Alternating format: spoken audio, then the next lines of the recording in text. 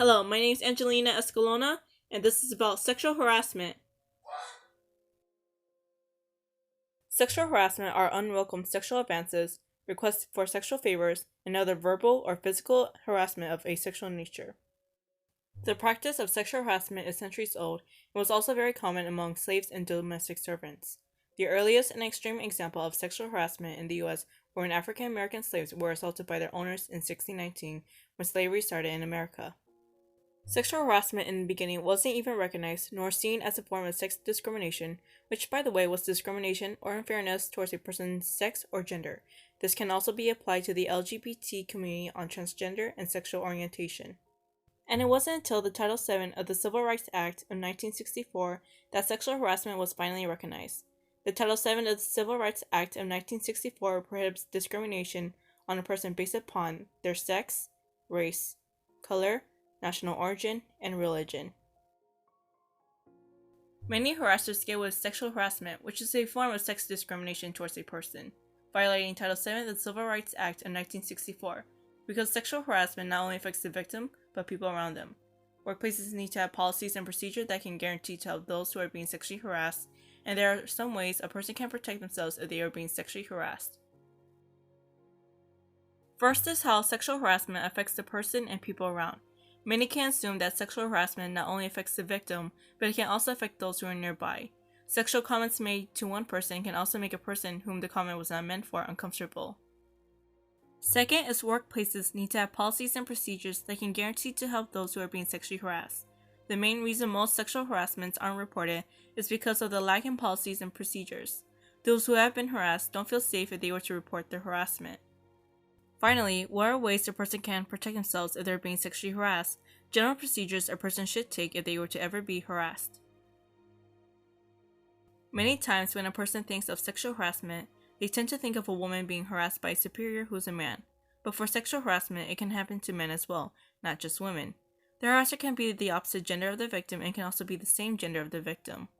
Sexual harassment can happen anywhere and can create a toxic environment to be in.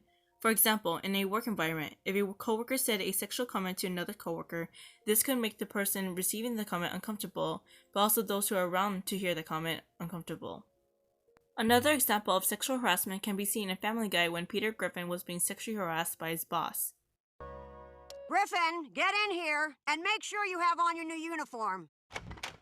Why am I the only one who has to wear denim shorts? Because you're the only one who looks this good in them. Damn, Griffin, you fill those out nicely. Why is there a dusty gas station and a Diet Pepsi machine in your office? Because your car broke down and you need to wipe a cold soda on your neck to cool off. Well, maybe I don't need to cool off. Maybe you don't need to be employed.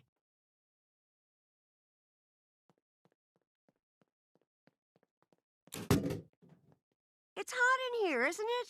Yes, You need to cool off, don't you? I need to cool off. You need to wipe your neck with the soda can. I need to wipe my neck with the soda can. Do it!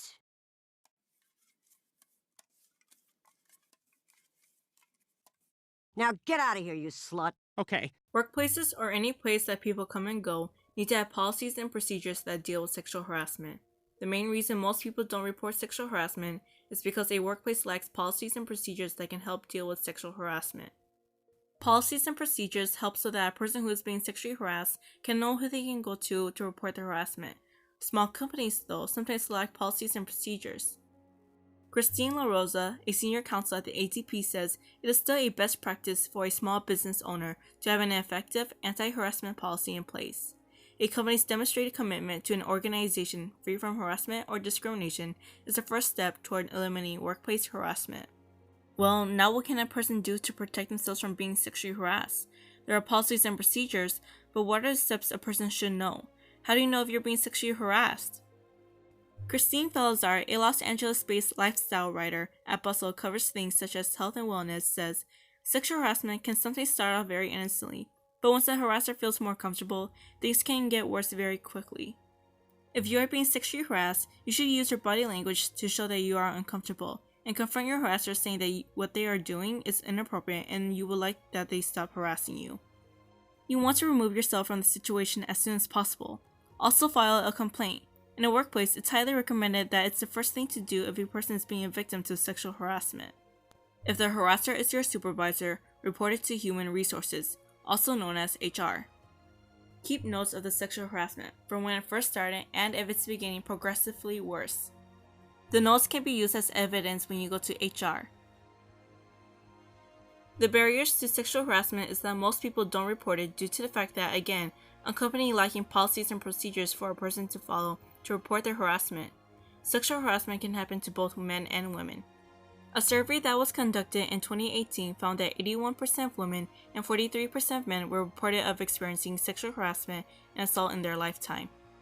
A very common and most used form of sexual harassment is verbal sexual harassment, with 77% of women and 34% of men being verbally harassed.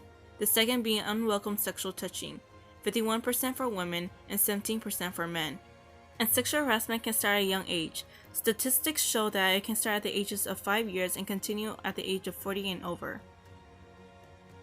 There are solutions with dealing with sexual harassment. As explained, there are policies and procedures and people to go to report sexual harassment like HR. Sexual harassment can also be reported to the U.S. Equal Employment Opportunity Commission, or the EEOC, as they can help if the sexual harassment situation isn't being dealt with. There are also organizations and movements such as the Me Too movement that are against sexual harassment and assault. A person can join and support the movement with the hashtag #MeTooMovement. Now a quick 1-minute rundown on sexual harassment. Sexual harassment are unwelcome sexual advances, requests for sexual favors, and other verbal or physical harassment of sexual nature. Sexual harassment in the beginning was recognized or seen as sex discrimination, which is discrimination towards a person's sex or gender. Title 7 of the Civil Rights Act of 1964 recognized sexual harassment prohibiting discrimination on a person based upon their sex, race, color, national origin, and religion. Harassers violate Title 7 of the Civil Rights Act of 1964. Sexual harassment not only affects the victim but people around them. Workplaces need to have policies and procedures to guarantee help for sexually harassed victims. And there are some ways a person can protect themselves if they are being sexually harassed. Sexual harassment can happen to both men and women. Their victim and harasser can be the same or opposite gender to each other.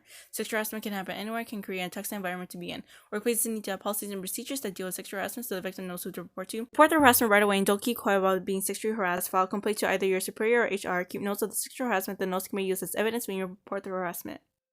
For a person or anyone who has been sexually harassed, you aren't alone. There are others that have also been sexually harassed the same way, and it's because the love and support of family and friends and peers who have also experienced sexual harassment that with their help can end sexual harassment. Thank you guys for watching this video. I hope you guys learned something from this. My professor, I think, is watching this, and so again, I hope everyone learns something from this. Sexual harassment is a very serious thing, and I know I didn't include this in the video, but there have been studies that shown that sexual harassment is supposedly not as bad as sexual assault, but sexual harassment is definitely as bad as sexual assault, as it causes a lot of people to go into depression and a lot of bad things. And so again, if you've been sexually harassed, you're not alone, and thank you for watching this video.